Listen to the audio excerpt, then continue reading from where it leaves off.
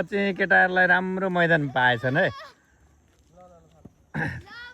Mobile खेलाएर कोठामा बस्नुभन्दा यो राम्रो भयो नि। काकाले पुर्देर यो चाहिँ दामी गर्नुभएछ। ल कहिलेसम्म लाग्यो केटाहरूलाई राम्रो ठाउँ बनेछ।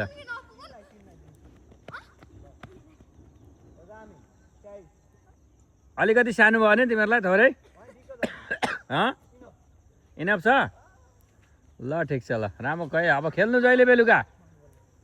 ओ केटा मोबाइल खेलाउने होइन कि यहीँ खेल्नु?